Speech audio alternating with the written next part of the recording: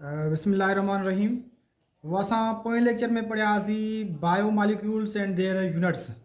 ठीक आहे, bio molecules जा यूनिट पढ़िया हुआसीं ऐं इन में ॿियो पढ़ियासीं केमिकल कंपोजिशन ऑफ सेल, यानी परसेंटेज पढ़िया हुआसीं मालिक्यूल्स जी मेमेलियन सेल में ऐं बैक्टीरियल सेल में। हाणे ॾिसो synthesis and break down of macro molecule. असां हिन में पढ़ंदासीं synthesis and break down of macro molecule. Macro molecule जो ठहणु ऐं उनजो ब्रेक डाउन थियणु। त हाणे सिंथेसाइज़ जी ॻाल्हि कयूं। नंबर पहिरियों जेको असांजो आहे सिंथेसाइज़ एंड जेको आहे सिंथेसाइज़ ऑफ मैक्रो मालिक्यूल। ठीकु आहे, मैक्रो मालिक्यूल जो ठहणु, मैक्रो मालिक्यूल यानी पॉलीमर। हिकिड़ो हूंदो आहे मालिक्यूल जेके आहिनि, हिकिड़ो मैक्रो हूंदा आहिनि, ॿिया माइक्रो। माइक्रो मीन्स जेके स्मॉल मालिक्यूल्स जेके हूंदा आहिनि, जंहिंजो ॿियो हूंदो आहे मैक्रो मीन्स लार्ज मालिक्यूल्स। ठीकु आहे, जेको मोनोमर्स, ॿियो पॉलीमर्स। हाँ, सो मैक्रो मालिक्यूल्स जो ठहणु बाय कंडेंसेशन प्रोसेस। ठीक है, कंडेंसेशन प्रोसेस जे माना ठहंदो आहे इहो। असां कंडेंसेशन छा आहे? The process in which formation of polymer from monomer by removal of H2O is called condensation. छा? अहिड़ो अमल जंहिंमें पॉलीमर छा ठहे, कीअं ठहे? पॉलीमर फ्रॉम मोनोमर, मोनोमर मां पॉलीमर ठहे। कीअं ठहे? कंहिं मालिक्यूल मां H2O छा थिए, रिमूव थी वञे। ठीकु आहे, रिमूव वाटर जे रिमूव थियण सां छा ठही वञे? पॉलीमर ठही वञे। असां उन प्रोसेस खे चवंदा आहियूं कंडेंसेशन।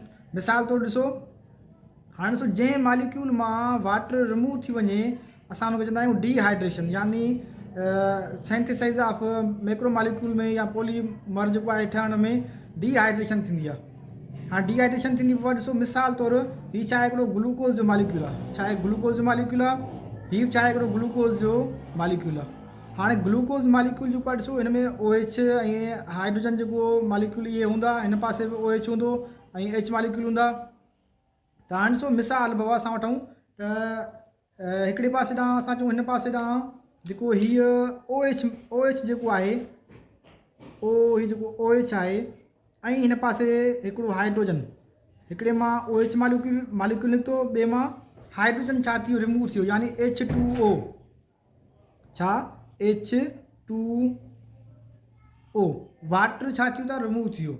जेकॾहिं वाटर रिमूव थींदो त हाणे ॾिसो हिन ॿिनि ग्लूकोज़ जे विच मां वाटर रिमूव थी वियो, त हाणे इन्हनि छा कयो? पाण में बांड ठाहियो। ॾिसो हिन ग्लूकोज़ ऐं हिन ग्लूकोज़ जे विच में हिन ऑक्सीजन जेको छा ठहियो? बांड ठाहियो। ॾिसो हिन मां OH रिमूव थी वियो, हिन मां OH मां छा हाइड्रोजन रिमूव थी वियो, बाक़ी छा बचियो? O बचियो। O छा कयो? हुन सां बांड ठाहियो, जंहिंखे चइबो आहे ग्लाइकोसाइडिक लिंकेज, जेको असां पोइ पढ़ी आया आहियूं, जेको यूनिट्स ऐं ॿियो लिंकेज पढ़ी आयासीं बायो मालिक्यूल जी। त हाणे ॾिसो हिन में हीअ बांड ठही वियो आहे। त हाणे असां इन खे नालो ॾींदा आहियूं छाजो? हीअ पाण में बांड ठही वियो न, यानी ग्लूकोज़, ॿ ग्लूकोज़ जा मालिक्यूल पाण में मिलिया, छा ठहियो? माल्टोज़ ठही वियो। छा ठहियो? माल्टोज़। ठीकु आहे, माल्टोज़ जो मालिक्यूल ठहियो, यानी ग्लूकोज़ मोनोमर आहे, ॿ मोनोमर मिली करे छा ठहियो? हिकिड़ो माल्टोज़ ठही वियो। Maltose example of polymer. ठीकु आहे, छा? पॉलीमर्स। ही पॉलीमर जो छा आहे? एग्जाम्पल आहे। छो पॉलीमर जो एग्जाम्पल आहे?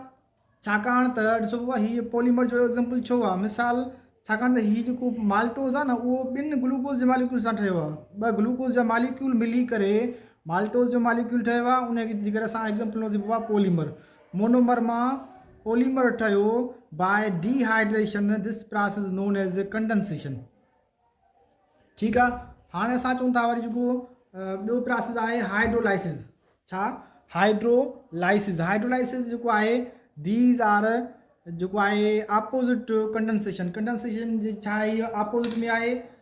जेको ॿिनि लफ़्ज़नि मां वरितो वियो आहे, हिकिड़ो आहे हाइड्रो, ॿियो आहे लाइसिस। हाइड्रो, ॿियो lysis. Hydro means water, lysis means break down और स्पिल्ड। ठीकु आहे, हाणे द प्रोसेस इन विच ब्रेक डाउन ऑफ पॉलीमर। हाणे हिते पॉलीमर ठहियो ऐं हिन में छा थो थिए? पॉलीमर ब्रेक डाउन थिए थो टू अ मोनोमर। छा? पॉलीमर जेको आहे उहो ब्रेक डाउन थिए थो, छा में कन्वर्ट थो थिए? मोनोमर्स में, बाय एडिंग ऑफ H2O। हिन मां H2O छा पियो थिए? H2O रिमूव पियो थिए ऐं हिन में असां वाटर छा कंदासीं? एड कंदासीं। Adding of H2O। Is called hydrolysis. These opposite condensation process जेको पढ़ियासीं उन जी छा आहे हीअ ऑपोजिट रिएक्शन आहे। ॾिसो मिसाल तौरु जेको असां हिते जेको ॿिनि ॿ मोनोमर्स मिलाए करे असां छा ठाहियोसीं, माल्टोज़ ठाहियोसीं। हाणे इन माल्टोज़ में वरी असां वाटर छा कयूं, ऐड कयूं, असां H2O खे ऐड कयूं, छा ठहे, ॿिनि ॿ ग्लूकोज़ मालिक्यूल ठही वञनि, यानी माल्टोज़ खे लाज़मी आहे ब्रेक डाउन कंदासीं त इहो ठहियल ई ॿिनि ग्लूकोज़ जे मालिक्यूल जो आहे, ग्लूकोज़ छा थींदा, अलॻि थींदा। ठीकु आहे, वाटर असां छा कयोसीं, ऐड कयोसीं। ठीकु आहे, पोइ सम्झी वियो। इहो आहिनि असांजे जेके कंडेंसेशन प्रोसेस ऐं ॿियो हाइड्रोलाइसिस प्रोसेस। हाणे असांजो टॉपिक आहे वरी ॿियो इम्पॉर्टेंस ऑफ वाटर, पाणी जी इम्पॉर्टेंस जी ॻाल्हि कयूं त हिन में जेको आहे water is a most abundant. ॾिसो असां ऑलरेडी पोइ पढ़ी आयासीं, सेल जेको आहे, सेल जे अंदरि जेको प्रोटोप्लाज़म हूंदो आहे उहो घणो हूंदो आहे, 70 to 90% छा हूंदो आहे, वाटर हूंदो आहे। ॾिसो हिते असां हिते उहो ई वाटर खे शो कंदासीं। Water is the most abundant in living cell में छा आहे, मोस्ट अबंडेंट हूंदो आहे। अबाउट 70 to 90% ऑफ वाटर हूंदो आहे, प्रेजेंट हूंदो आहे इन लिविंग सेल जे अंदरि। हाणे so water is a polar molecule आहे, छा आहे बाबा, वाटर छा आहे, पोलर मालिक्यूल आहे and composed of hydrogen and oxygen. छा जो ठहियलु आहे, हाइड्रोजन ऐं ऑक्सीजन जो ठहियलु आहे। ॿई एटम हिन में छा आहिनि, एड आहिनि। हाणे सो पोलर मालिक्यूल छो आहे, पोलर उन जे करे जो हिन में जेके ॿ एटम आहिनि, हिकिड़ो हाइड्रोजन एटम आहे, ॿियो ऑक्सीजन आहे। हाइड्रोजन ते पार्शली पॉजिटिव चार्ज हूंदी आहे ऐं ऑक्सीजन ते पार्शली नेगेटिव चार्ज हूंदी आहे। इन नेगेटिव ऐं पॉजिटिव चार्ज जे करे छा आहे, हीअ पोलर मालिक्यूल सॾिबो आहे। हाणे हिते आहे note, due to difference of electronegativity of oxygen and hydrogen ऐं ऑक्सीजन जी जेको डिफरेंस इलेक्ट्रोनेगेटिविटी जी डिफरेंस जेकी आहे, this separation of electrical charge जेकी उनजी सेपरेशन आहे, असां उनखे चवंदा आहियूं छा, डायपोल। वरी ॾिसो, due to difference of electronegativity of oxygen and hydrogen. So न हीअ पोलर मालिक्यूल आहे न, हिन ते पॉजिटिव चार्ज आहे हाइड्रोजन ते, ऑक्सीजन ते छा आहे, नेगेटिव चार्ज आहे। ही इलेक्ट्रोनेगेटिविटी छा आहे, डिफरेंस जेको आहे ऑक्सीजन ऐं हाइड्रोजन जी एटम ते, इन सेपरेशन खे छा चइबो आहे, इलेक्ट्रिकल चार्ज जी सेपरेशन खे छा चइबो आहे, डायपोल चइबो आहे। ठीकु आहे, इहो वाटर जो छा आहे, वाटर जे अंदरि हिकिड़ो डायपोल जेको असां चऊं था डायपोल चइबो आहे हिनखे। हाणे डायपोल जेको आहे न, give water two important character.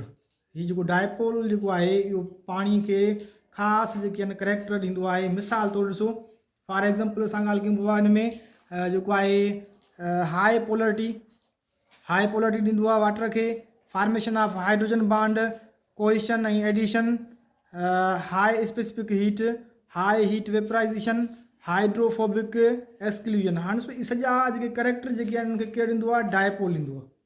ठीकु आहे, डायपोल।